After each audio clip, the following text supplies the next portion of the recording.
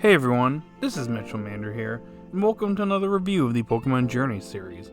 Today we're going to be covering episode 79, in which Koharu, Ash, and Go head to the Johto region, and there they meet Koharu's doppelganger. Literally looks just like her. But anyways, a Koharu episode. How was the episode overall?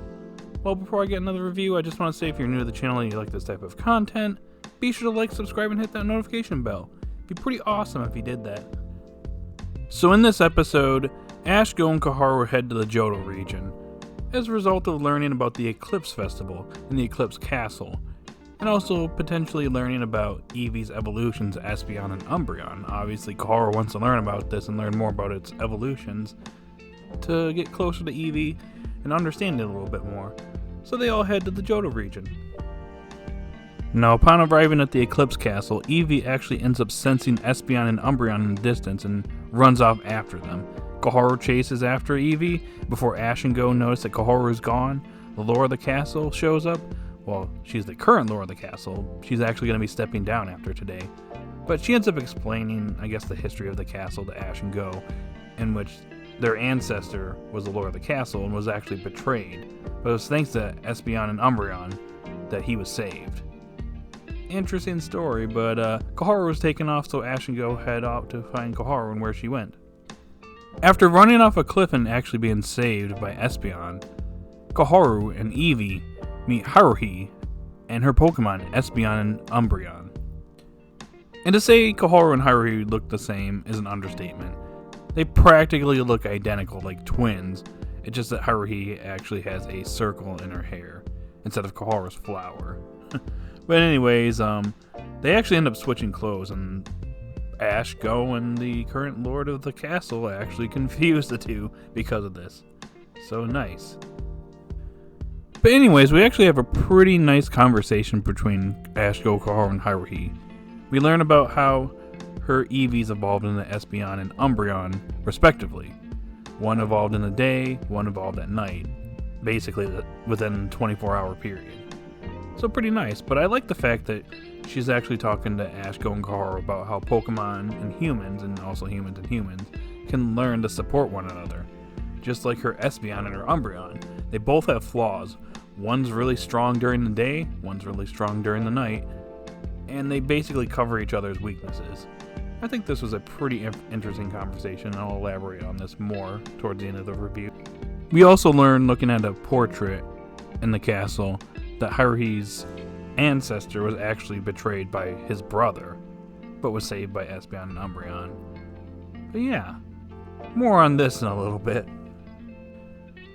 Anywho, the Eclipse Festival is about to begin, so Haruhi is actually going to be the new lord of the castle, and is hoping that she makes a good impression on the crowd that's watching her make her speech. So they wish her good luck. Koharu, on the other hand, hasn't switched back to her normal clothes. Now, after separating from Ash and Go in order for her to go change clothes, Koharu ends up getting ambushed by this ninja dude who uses his Ariados to use String Shot and trap her, and takes off with her. It seems that this ninja has confused Koharu and Haruhi, as when he returns back, he realizes that, he got the wrong girl. Or it's just a double. But anywho, Ninja Boy here, whose real name is Katsuki, actually threatens Haruhi. He's already captured Koharu, and as long as he's made lord of the castle, he won't harm her, but he has her captured. Won't tell her where she's at. So he wants her to go up and tell the people that he's the lord of the castle, not her. In the meantime, Ash and Go realize something's wrong. Koharu hasn't come back, so Eevee ends up showing up. So they end up searching for Koharu, and Eevee is actually able to sense where Koharu's at. Just like earlier in the episode where it was able to sense Espeon and Umbreon, seems like Eevee is able to detect where Koharu's at. I guess Eevee over here is key. But anyways, they save Koharu, and Koharu shows up and stops Haruhi from handing the castle over to this ninja dude. So we have Haruhi and Koharu versus Ninja Boy here. And the main highlights here is that Eevee actually copycats a move from both Espeon and Umbreon, using Reflect from Espeon and Dark Pulse from Umbreon. And another interesting thing here is that since the eclipse is happening, this is a rare moment in which both Espeon and Umbreon their powers are going to be both enhanced at the same time, instead of one being stronger than the other, depending on the time of day. In this case, both of their powers are enhanced, and they manage to overcome Katsuki's Pokemon and defeat him. So as it turns out, Katsuki over here is actually a distant relative of Haruhi, and the previous lord ends up hugging him and was searching for someone in the family that basically bore the same part of the same name as their ancestor, and he's pretty much made the assistant to the lord, which is now Haruhi.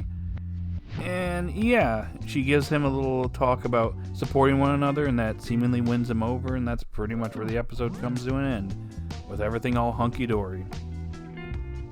Now overall, I found today's episode to be pretty average. It's an okay episode. Nothing great or grandiose, but it's not completely bad. It does have some positive traits. So for me, what I like in this episode is Koharu's development and the theme of her development. This is something that started back when she first got Eevee, in which her father is the one that planted the seeds here for her, in which he told her that we humans and Pokemon need to learn to understand one another and support one another so that we can achieve our goals. And that's something that Koharu is learning with her and Eevee. She wants to learn more about Eevee, but she doesn't want to force Eevee to go into its own path. She wants Eevee to choose its own path, but they want to support each other because both of them currently don't have a goal or what they want to do. Like, Eevee doesn't know what it wants to evolve in, and Koharu doesn't know what her career choice later in life is going to be. These are things that they definitely need to work towards. And to do that, they need to support one another, and Haruhi over here is the one that's teaching the lesson to Koharu again. So it's reinforcing the whole theme of Koharu's whole goal and her whole purpose within this series. To learn to support Pokemon and have Pokemon support her. And she's doing that with her Eevee. Now, when it comes to the plot and characters introduced in today's episode, this is where I'm mixed. On one hand, you have Haruhi. In my opinion, she served her purpose well as a character of the day. She helped Koharu develop. Her story was pretty nice, and she was overall a pretty nice character, even though she was Koharu 2.0. So, in that regard, I'm fine with her. However, I can't really say the same thing about Ninja Boy over here, along with the whole plot revolving around their family and the lore of the castle. How his ancestor attacked Haruhi's ancestor, and he ended up losing, and as a result, he basically got cast out. And it's implied through his dialogue that he's gone through a lot of hardships, and basically him and his family had to lurk in the shadows and wait for the opportunity to become Lord of the Castle again. And in my opinion, none of this had a really good payoff. Like, at the end of the day, I don't really care about this plot line. It doesn't really affect the story in a meaningful way. It's kind of just filler content here. It's just kind of added here to basically add some tension to the whole plot of this episode. Additionally, I really don't like how this episode ended. Because Ninja Boy over here, he actually kidnapped Koharu and threatened to harm her if he isn't made Lord of the Castle. That's a pretty big deal, and that's a pretty heinous crime. You know, kidnapping somebody and threatening harm on them. That's pretty bad. But after he gets defeated, this is not brought up again. He doesn't ever apologize to Koharu. He doesn't really mention anything else about this. He just loses his battle. He's upset. But Grandma over here accepts him because he's part of the family and she's been searching for him. Even though he's gone through a lot of hardships, things are going to be okay now. He's made, the assistant to the Lord of the Castle, Haruhi. He gets one last lecture about supporting one another by Haruhi, and suddenly he's just okay with everything. Their family conflict has been resolved, and everything's A-okay now.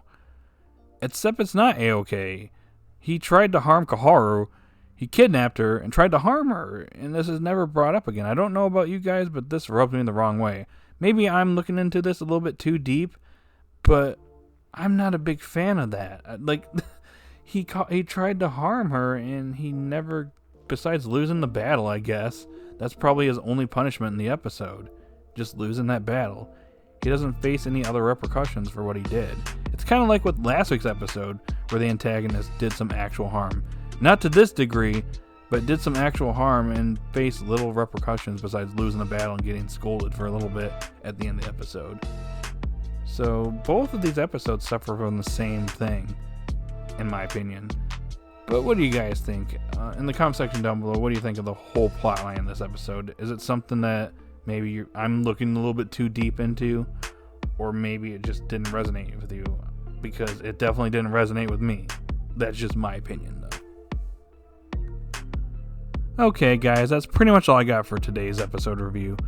So, again, it's an average episode. It's okay. The plot was kind of crappy, but the Koharu and Eevee moments were pretty nice. So, 5 out of 10. No. These last 2 episodes have not been so great, in my opinion. But looking at the preview for next week's episode looks like it's going to be a pretty good one, and hopefully it is. After 2 episodes in a row being kind of bad, I'm hoping for a really good episode, and it's a Project Mew focus episode, so I'm pretty excited for it. But anyways, you know the drill. If you're new to the channel, you like this type of content and you discovered it for the first time, be sure to like, subscribe, and hit that notification bell. It'd be pretty awesome if you did that.